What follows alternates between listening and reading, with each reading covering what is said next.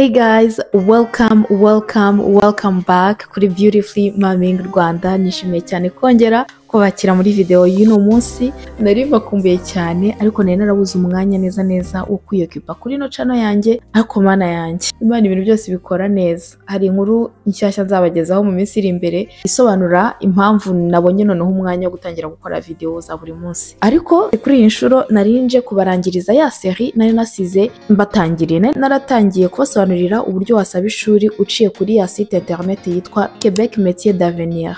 Ariko haburaga igice cyo kubabwira amafaranga bibasaba, donc bisaba ko mwerekana ko mufite cyangwa umwishingizi wawe yerekana ko afite kugira ngo wemerwe mu gihugu.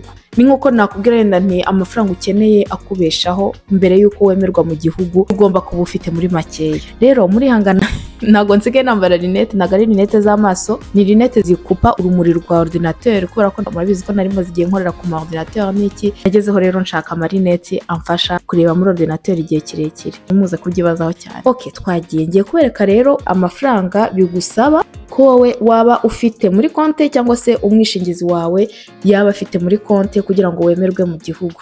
Rero tugiye kuvuga ku gice kivuga kuri capacité financière. Ni bimwe nababwiraga by'ayo mafaranga nyine ubukeneye kugira ngo bakwemerere no kwerekana kuzabasha kwibeshaho, kuzabasha kwigaburira, kuzabasha kuriha aho urara, nimba uzaza ukarara mu madortoire ikigo ugomba kwerekana kuzabasha kuriha izo dortoire. Niba uzaza ugashaka appartement ngomba kwerekana kuzabasha kubona iyo appartement. Ugomba kwerekana ko uzabasha kwihahira ibyo kurya, gushaka iby'imyambaro, surtout nimba uje kwiga inanga hari muri hiver ubukeneye ibintu by'imyambaro bishyushye. Noneho hari nandi mugomba kubariramo ya assurance maladie, kubera ko iyo uri inanga waraje kwiga barakubwira ati ugomba kuriha assurance maladie kugira ngo nuramuka urwaye usabashe kujya kwivuza. Abantu kuko iyo baje inanga baje ari abanyeshuri bari étranger, ukajya urwara ukanga kujya kwivuza kubera ko nta assurance maladie ufite. Iyo udafite assurance maladie kujya mu bitaro umunsi umwe bishobora kugukuta amafaranga agera mu bihumbi bingahe bitewe n'icyo wagiye kwivuza. Niyo mpamvu rero assurance maladie ku bantu baba étranger ndayikonsera cyane. Nababwira ni ahubwo ndi nayo mafaranga ya mbere mugomba gutegura. Nzabakorera recherche ndebe compagnie zitanga assurance maladie ku banyeshuri baba étranger. Akenshi usanga ibigo ubwabyo tuvuga ari nka université, ari nka CGF, usanga ubwabyo bifite ibigo by'amassurance ya santé bikorana nabyo bibafasha mbega ku buryo munyandikisha mu kigo mukata munyandikisha muri izo assurance zabo. Guys, sinzi nimo ndi kuvuga cyane, ushobora kuba nari ndi kuvuga cyane kangabanyijwe ndumva abana basa nk'ababyutse. Nibagiye ko mfite micro fait. Donc ni muri iyo sense ubwo bagusaba kwerekana amafaranga cyangwa se capacité y'amafaranga ufite. Ariko ntibibakura umutima, ndaza kubabwira uburyo ushobora kwerekana igice kimwe ubundi ukazerekana ikindi, ubundi gutyo. Ni amafaranga ashobora kuva ahantu henshi hatandukanye. Ni ukuvuga ngo nimba utayafite aka kanya muri konte yawe ntibigutera ubwoba. Hano baratubwira ngo vous devez démontrer dès votre inscription que vous disposez de ressources financières suffisantes pour réaliser votre projet d'études. Pour plus de détails, consultez la section budget à prévoir. Tuza tugakanda hano. Rero nkuko nababwiraga ku muntu umwe w'imyaka 18 kuzamura mu adulte, inanga aba adulte bihera ku myaka 18 ubu uri mu adulte, uri umuntu mukuru, mbega ubu uri considere nk'umuntu wigenga mu bintu byose. Ubwo rero ku muntu w'imyaka 18 umwe wenyine bigusaba amafaranga, bigusaba ko uba ufite amafaranga kuri konte, yenda atari yose icyarimwe ariko ufite yenda activité kuri konte zerekana yuko ayo mafaranga azabasha kwinjira. Ubwo rero amafaranga bigusaba ku muntu umwe wenyine ni 13,481 by'amadolari y'amanyekanada. Ntibize kubakura umutima, ntibize kubatera ubwoba. Ntago bisaba yuko ufite ayo mafaranga yose icyarimwe, ushobora kugenda uyongeraho buke buke. Tuvuge nimba ari nk'umubyeyi wawe uzakurihira, ushobora kwerekana yuko ahembwa buri kwezi, agahembwa miliyoni tuvuge enye z'amanyarwanda. Ushobora kwerekana ko yinjiza miliyoni runaka, amadolari runaka y'amanyekanada. Ni ukuvuga ngo uyabara mu manyakanada, ukaba wavuga ati umubyeyi wanjye yinjiza amafaranga runaka buri kwezi. Uzabasha kubona amafaranga akubeshaho buri munsi. Ubundi nicyo cyonyine abanyekanadi n'ahanga baba bishakira. Baba bashaka kumenya ko utazaza ukabera nyine umuitinera hano, ukaba wakwicwa n'imbeho, ukaba wakwicwa n'inzara, ukaba wakwicwa n'indwara kubera ko utari ufite amafaranga ahagije, waraje juste gutya utiteguye. Ni ukuvuga ngo ku muntu umwe ni amadolari 13,000 481 ujuje kwiga bizasaba yuko werekana ko umwishingizi wawe uzakurihira wese uzagufata nk'aho akwishingiye afite ayo mafaranga. Ku bantu babiri bafite imyaka 18 kuzamura, tuvuge nk'uko waba ujuje kwiga ariko ufite umugore, uwo mugore wawe ufite uburenganzira bwo kumuzana. Muri abantu babiri b'aba adult b'imyaka 18 kuzamura muba mukeneye ibihumbi 19,773 y'amanyekanada. Hanyuma niba dufashe yenda 2 personnes de plus de 18 ans et une autre de moins de 18 ans, nuko ngo muri couple, muri par exemple couple mufite n'umwana ukiri muto, mukeneye kwerekana ko mufite ibihumbi 22,149, kuko hari igihe umuntu asabira igishuri akaza amara kubona ibyangombwa bye byose bigiye ku murongo akahita asabira umugabo we n'umwana we bakaza bazanye. Uretse ko nyine yenda njye na conseil cyane kubanza ukaza, nimba ari ibintu bishoboka kubanza ukaza ukareba uko ubuzima bumeze hano, ukareba icyo bigusaba kugira ngo ubeho, hanyuma ukazana umuryango wawe. Ubundi urugero rwa nyuma, nimba muri 2 personnes de plus de 18 ans et 2 autres de moins de 18 ans, muri couple mufite abana babiri bakiri munsi y'imyaka 18, mukeneye kwerekana yuko muzabasha kwibeshaho muri icyo gihe cy'umwaka. Donc aya mafaranga ndi kubabwira na amafaranga agomba kuba yinjira mu gihe cy'umwaka. Ni amadolari 23,905 y'amanyekanada. Ni ukuvuga ngo nimba ufite ano mafaranga muri konte, niba ushobora guprovinga yuko wazayabona mu minsi iri imbere. Ikindi kandi noneho nabahumuriza nuko uramutse ufite credit iri ouvert, tuvuge ufite nk'umuntu inahangaha cyangwa se ufite credit mu Rwanda, muri Afrika, muri banki yariyo yose, ariko ishobora kuba ingana n'aya madolari bakubwiye. Niba rero ufite credit ingana nk'ayo madolari ariko iri accessible, donc igihe cyose uyikenereye ushobora kuhita uyibona. Reka ubu noneho mbwire abantu bari inaha muri Canada bashaka kuzana abantu babo, niba ufite accès kuri aya mafaranga angana atya ya disons 13,481, niba ushaka kuzana umuntu wawe uri muri Afrika ukaba ufite accès kuri credit ariko iri direct, mbega iri accessible ako kanya, ushobora guprova yuko biri accessible ako kanya, ushobora kwishingira umuntu wawe ukerekana yuko ufite iyo credit kuri ifiteho accessibilité y'ayo mafaranga y'ayo madolari 13,481 dollars canadiens. Waba uyifiteho iyo accès ushobora kuyerekana nka preuve yuko ufite moyen ya subsistance. Ubwo rero ufite ayo mafaranga mu by'ukuri niyo umwishingizi aba afite. Nabonye abantu benshi bambaza nabo muri commentaire ambaza ati se umwishingizi agomba kuba afite amafaranga angana ati? Nayo ngayo. Ku muntu umwe ni 13,481 dollars canadiens, donc ibihumbi 13,481 by'amadolari y'amanyekanada. Hanyuma rero ni gute ushobora kwerekana aya mafaranga? Uburyo bwa mbere nuko waba uyafite yuzuye ibihumbi 13 na urayafite kuri konte yuzuye. Nimba uyafite yuzuye ugomba kwerekana aho yaturutse. Ntabwo ari ibintu anagaruka ngo ngiye hano kuri no banki ntiye ibihumbi 13 bishyize kuri konte yanjye mise mbyerekana. Icyo gihe bazakubaza aho wayakuye, bishobora kugukrera ikibazo. Nk'uko bishobora gushoboka byakunda, ariko akenshi bajya gusurveya bakareba aho ayo mafaranga yaturutse. Ubwo rero nimba upanga kuza inahanga cyangwa gusaba ibyangombwa umwaka utaha, tangira ushaka izo credit ushyire kuri, donc babone ko hari movement kuri konti. Nibyo bifasha cyane kurusha ufite monta yuzuye batabona aho yaturutse, batabona ko ufite akazi yenda kayaguhesha, batabona ko wakoze savings, batabona ko, donc batabona ahantu aturuka. Bashobora kuvuga ati uyu muntu yanayatiye kugira ngo abone ibyangombwa gusa. Ubwo rero urumva barabisurveya. Nimba ushaka kuza inanga cyangwa kohereza umwana wawe mu minsi iri imbere ukaba uzamwishingira, tangira ukore activité kuri iyo konti, ushyireho miliyoni enye no munsi, ushyireho miliyoni 2, 3 gutyo kugeza igihe wujuje amafaranga bisaba. Cyangwa se niba uri umuntu yenda ufite kompanyi, cyane cyane uri nk'umucuruzi, ushobora kwishingira umuntu bikoroheye kubera ko baba babona hari activité muri konti. Niyo waba udafite ayo mafaranga yuzuye ako kanya, baba babona ko hari amafaranga agenda yinjira kandi ko umuntu wawe atazicwa n'inzara, atazicwa n'ibibazo nyine nagera inahangaha. Ubwo ni uburyo bwa mbere, donc ubu yafite deja ariko ubasha guprovinga aho yaturutse. Hanyuma ushobora no kwerekana yenda inzu ubundi buryo bwa kabiri ni uko wakwerekana bien matériel, bazita bien matériel.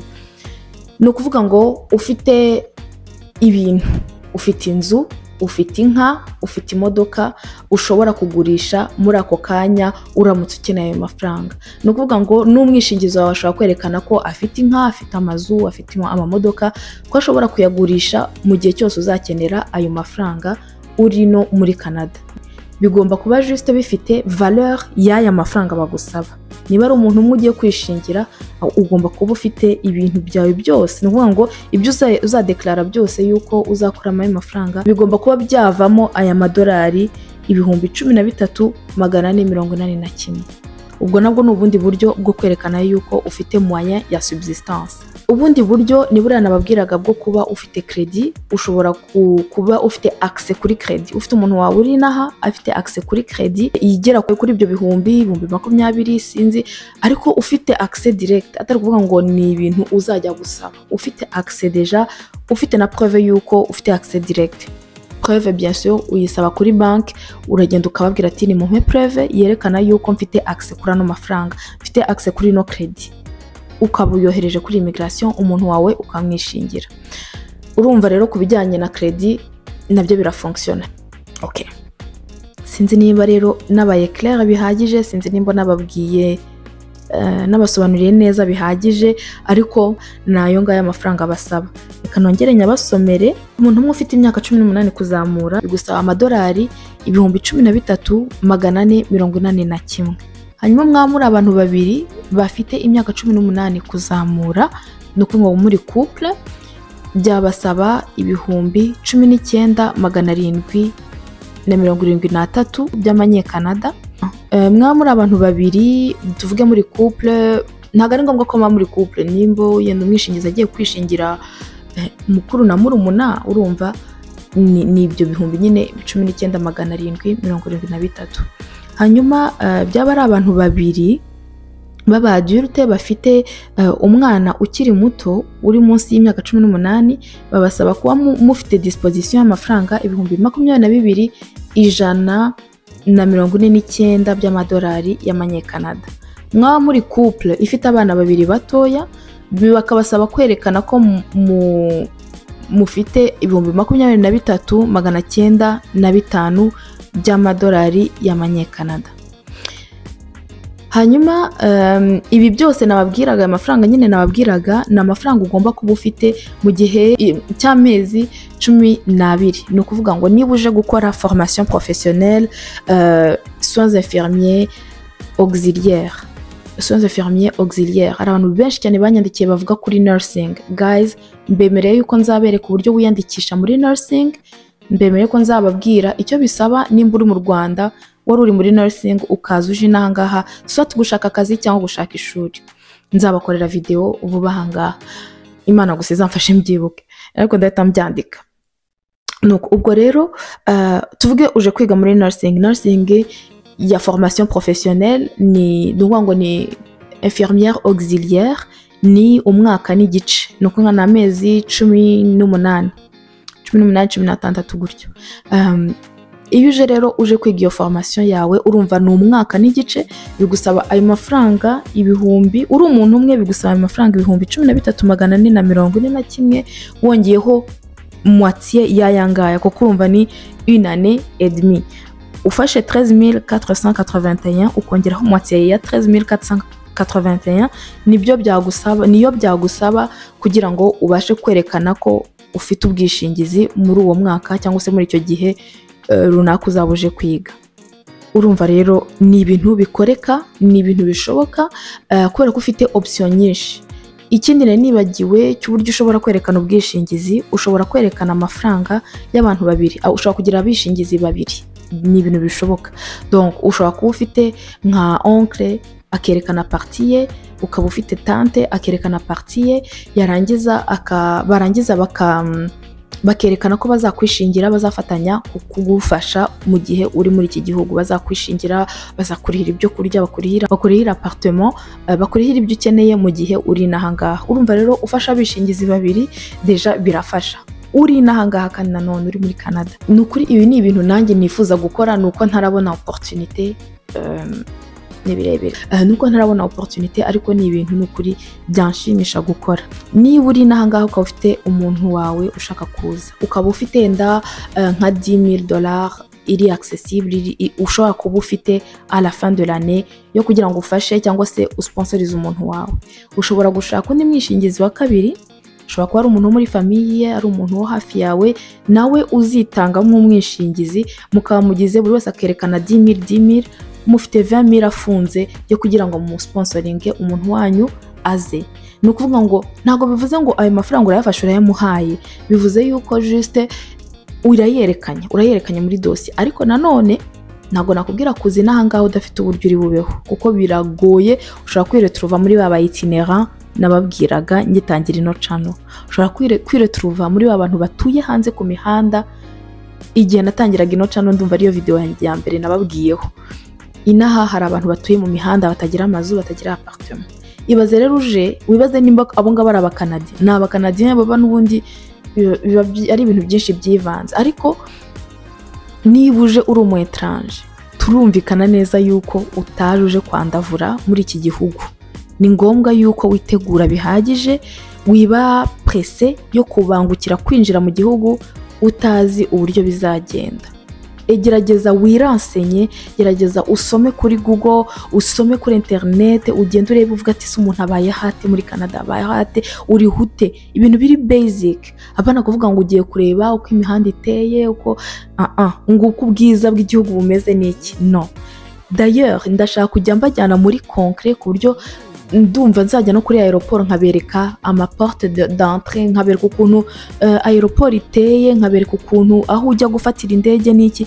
Ibyo bintu ndumva nshaka kuzabibakorera. Anyway, reka ndeke kuba promet ibintu nk'igihumbi mbere yuko ndangiza n'iyi video, ariko numva nshaka kubajyana muri za concret, nkabereka mbega uburyo la vraie vie, apana ibintu byo muri théorie, kuko théorie nasanze nta kintu na kimwe igufasha muri iki gihugu. Mbaye ndekeye aho, nyuma y'iyi video hazaza iyindi. Sindamenya neza sujet, ariko umva mu gihe ntari mpari nagize ibibazo nk'igihumbi, abantu barimo barambaza ugenza ute. Rero nzagenda muri ibyo bibazo byose muri commentaire, ngende mbifata ama screenshot, mbibazanire, mbibasubirize, mbashakire information le plus possible, mbibasubirize.